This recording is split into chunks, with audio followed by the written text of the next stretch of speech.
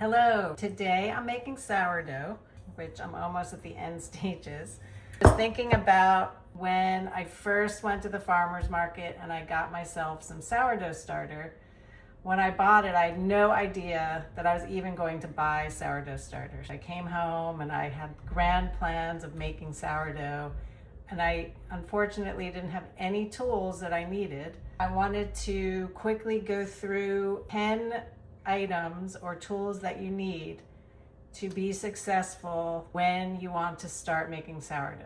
My suggestion is to go get these tools before you start, and you'll be so much happier that you have these tools. I did not have any of them, and if I had had these tools, which are very inexpensive, it would have been much easier. I'm going to quickly go through them, explain what they are, explain why I think you need them, and then at the end I'll just quickly go through the list. You can just save it and refer back to it if you want to start making your sourdough. The first tool I highly recommend is a digital scale. This is what you use to measure all of your flour, water, salt. You put the bowl on and then you measure all your ingredients, and that's it. Second, you'll need jars, and I use these Whisk jars. They come in different sizes. I use the small to make my sourdough starter. I use my medium to use my leaven, which is what you use for your sourdough, and you'll learn all the terms.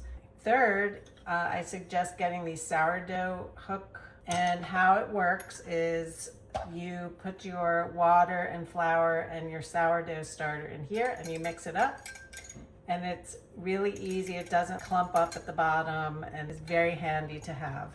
So once you start making sourdough, you'll realize how useful these are. This is item number 4, and I'm lumping them together. This is a bench scraper and then a dough scraper. Now, what's the difference? The bench scraper is firm, and you use it to get the dough off the counter. You can use it to shape your dough. You can cut the dough and portion it out. The dough scraper is flexible, and for instance, when I take this out of the bowl, I'm going to use this to get it out, and it's very easy. And then you want to get yourself some bannetons, which you will use to shape and proof your dough. It also comes in round. This is the example of the long one that came out of this banneton. The next thing I suggest, rice flour, is because it will help keep your dough from sticking when you put it in the banneton, and it doesn't absorb into the dough. It helps prevent it from sticking.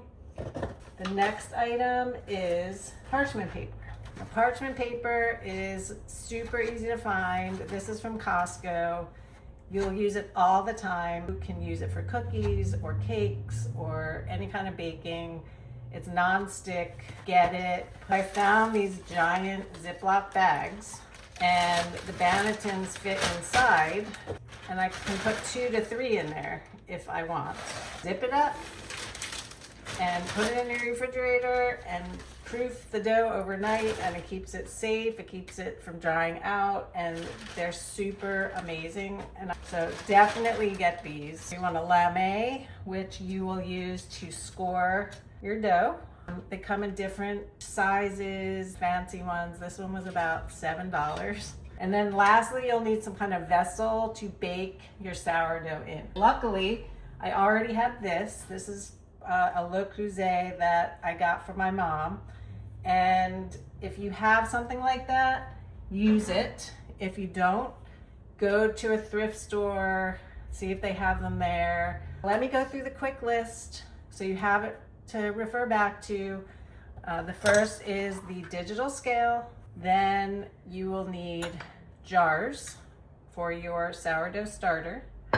I highly suggest these dough hook mixers. Definitely get a bench scraper and a dough scraper.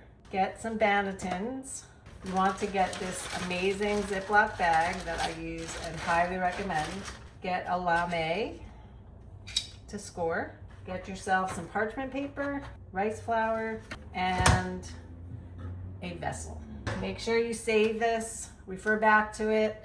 I'm gonna finish making my yummy sourdough. Best of luck with your sourdough journey. So just reach out. I'm happy to help, and good luck.